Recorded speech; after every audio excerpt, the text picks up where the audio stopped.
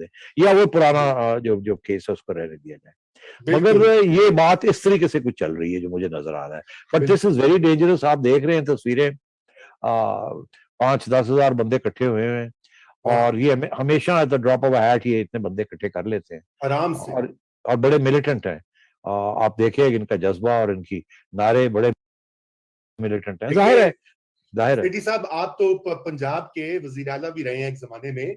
पंजाब पंजाब में सबसे बड़ी बदमाश है पुलिस, और पंजाब पुलिस को काबू करना उनको करना। बल्कि मैं आपको एक बताता हूँ, आज मुझे किसी ने बताया कि काम पुलिस वाला जो है वो सवाल जवाब कर रहा था मेरे एक दोस्त से, और वो कह रहा था कि भाई ये हमें फिर से कुर्बानी का बकरा बनाया जाएगा कि वजीर जो हैं, गुजरा जो हैं, इंटीरियर मिनिस्टर, वो तो दुबई जाने का प्लान कर रहे हैं, और वजीर आजम कल सऊदी अरेबिया जा रहे हैं, और जो दीगर हुकूमत है वो एब्सेंट है, और हमें इनके सामने छोड़कर आपने जो है फिर से हमें मरवाना है। क्योंकि आपको याद होगा पिछली बार तो बड़ी बहुत पुलिस वाले शहीद हुए थे, और बिल्कुल। हमारी पार्लियामेंट ने बजाय पुलिस वालों का साथ देने के इनका साथ दिया था। वो भी हमें याद है सारा कुछ। तो मैं तो ये तो इजाफा किया, लेकिन मैं सीधी साहब आपकी बात को आगे बढ़ाते हुए मैं ये कहना चाहता हूँ कि ये सब कुछ जो हो रहा है अपने का खतरनाक है। टाइमिंग टाइमिंग हमेशा एक चीज सवाल उठाती है, क्या ये कोइंसिडेंस है, यानी हुस्न इत्तेफाक है कि इधर एक फड्डा चल रहा है इस्लामाबाद और पिंडी में, इधर सड़कों पे मोबिलाइजेशन हो गई है। कुछ लोगों का कहना नहीं नहीं ये तो ऐसे ही होना था क्योंकि साद रिजवी को बेल मिल गई, नहीं निकाला, रिहा नहीं हुए, तो इसलिए ये चीज हो गई है। आप इसको कैसा देखते हैं? मैं सारी बात है, I don't want a conspiracy theory, ना ही मैं उसको मैं बिलीव करता हूं, लेकिन समथिंग इज फिशी। बात यह है कि either there is a conspiracy or there is no conspiracy. If there is a conspiracy, then everything is fishy, and if there is no conspiracy, then you are just smelling fishes where there are no fishes. तो अब बात यह है रजा कि मेरा ख्याल है अभी तो कंस्पिरेसी नहीं है। उसकी वजह यह है कि ये जो जो कुछ इस्लामाबाद में हो रहा है पिछले 10-12 दिन से, ये तो मेरा ख्याल है इतनी जल्दी अगर उसके बेसिस के ऊपर कोई कंस्पिरेसी बनाई जाए एस्टेब्लिशमेंट के अंदर, तो बनती नहीं है इतनी जल्दी। और इनके भी जो प्लान्स हैं ये कोई नए नहीं है, ये काफी अरसे से इन्होंने अनाउंस किया हुआ था, just just following through on those.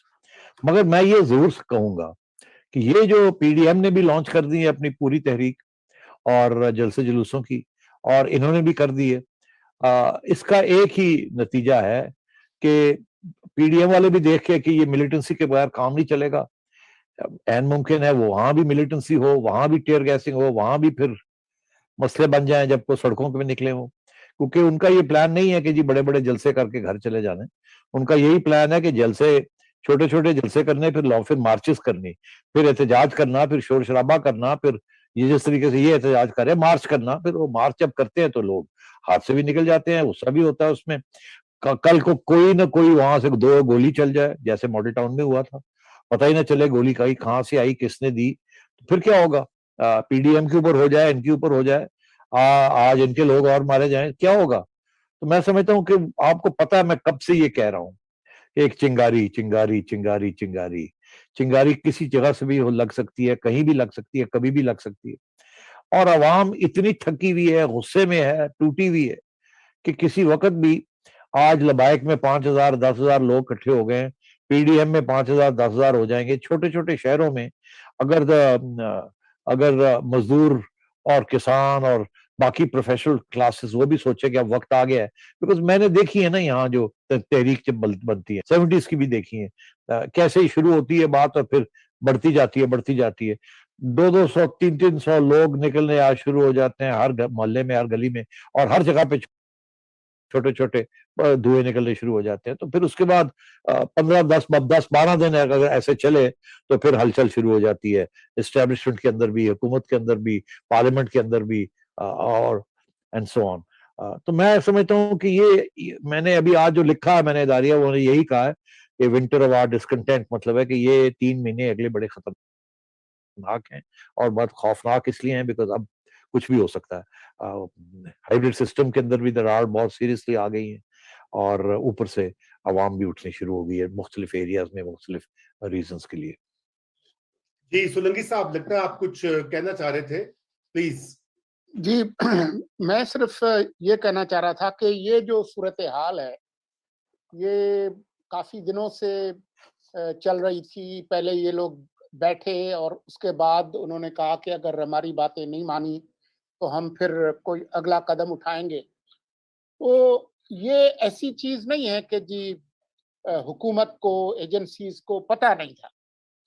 ऐसी सूरत हाल में जब ये लावा पक रहा है, मुल्क के वजीर दाखिला क्रिकेट देखने गए हुए हैं, वजीर इत्तलात भी उनके साथ गए हुए हैं, वजीर अजम कल रवाना हो रहे हैं।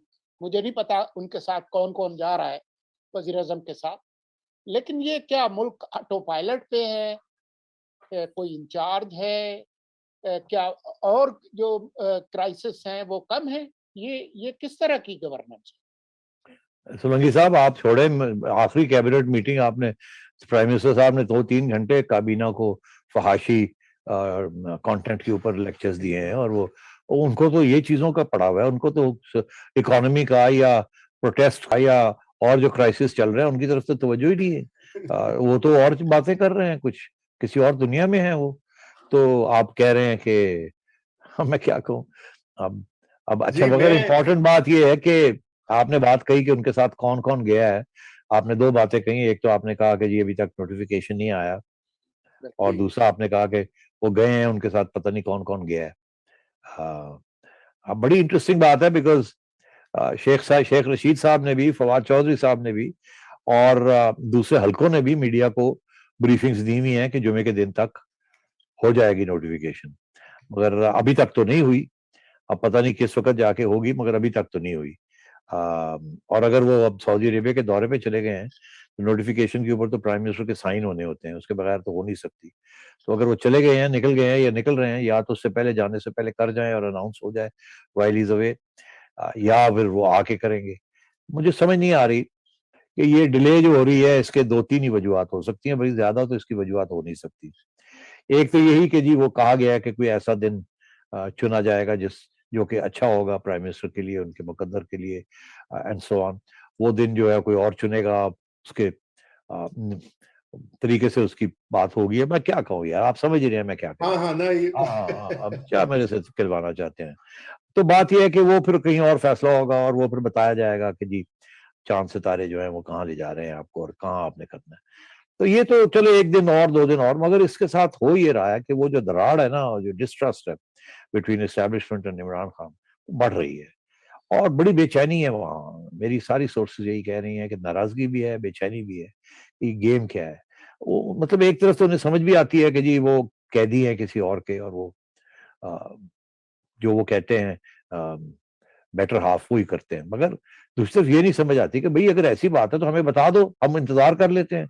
हमें क्यों मिसलीड किया आपने, क्यों नहीं आप सही बात हमें कह सके? असली बात थी पहले दिन ही कह देनी थी, हम ना अनाउंस करते, हम देख लेते क्या करना है क्या नहीं करना, मगर आपने हमें बड़ी एक एम्बेरसिंग पोजीशन में डाल दिया, और बड़ी उस इदारे के अंदर बड़ी अब ग्रम्बलिंग शुरू हो गई है कि व्हाट्स गोइंग ऑन। तो अब बात यह है कि खान साहब के इरादे नेक हैं या नहीं नेक। ये नेक है तो फिर तो कोई इशू नहीं है, समझ आ जाएगी, डैमेज जो होना था वो तो हो गया और आगे भी होगा। मगर अगर नेक नहीं है, फिर तो बहुत खतरे हैं आगे। फिर असली साजिश तो यहाँ हो रही है, लबैक की नहीं हो रही, फिर असली साजिश तो खान साहब ही कर रहे होंगे। और वो क्या साजिश कर रहे हैं वो फिर आप अगर चाहें तो डिस्कस कर लेते हैं, मगर कोई कॉन्क्रीट एविडेंस नहीं है किसी चीज की, सिर्फ सर्कमस्टांशियल एविडेंस है या एनालिटिकल एविडेंस है, लॉजिकल। जी